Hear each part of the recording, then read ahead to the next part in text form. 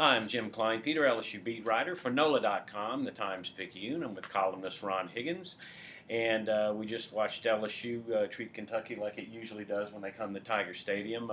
41-3 victory. Kentucky has scored one touchdown in 16 quarters in the last 16 quarters in Tiger Stadium.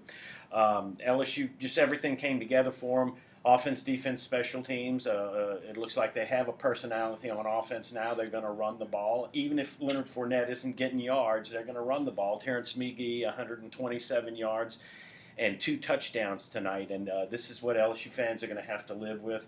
You know, get used to it. Forget about Brandon Harris. Anthony Jennings is the quarterback. Well, it sure looks that way.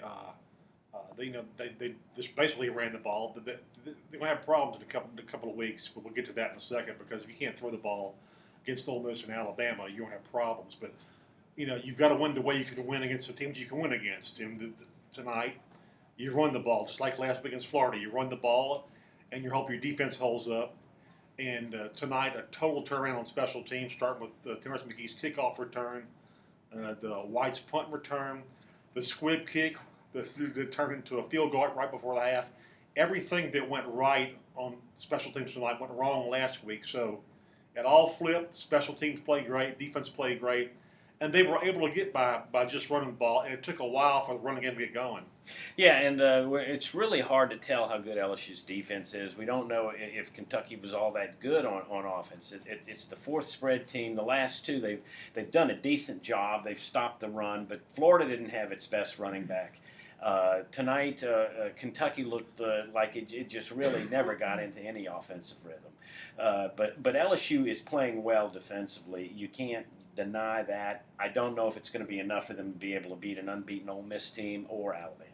No, I mean, again, the defense can play its butt off against those teams, and offensively, LSU got to do something to keep the defense off the field. But tonight, the most fun out of tonight's game was watching Daniel Hunter fly around. I mean, knocking down passes, and then knocked down 2, flying all over the place. Survived what looked to be a targeting shot to the head. I think the SEC needs to look at that one over again because the guy came in pretty high and basically just hit him so hard he knocked his mouthpiece out. And but he played great. And but in the coming weeks, LSU's playing 2 teams. We get to Ole Miss and Alabama. Today, Ole Miss and Alabama combined to give up 30 yards of rushing. And Ole Miss gave up nothing to Tennessee. Alabama gave up 30 to A&M, and this is what LSU's facing the next 2 games.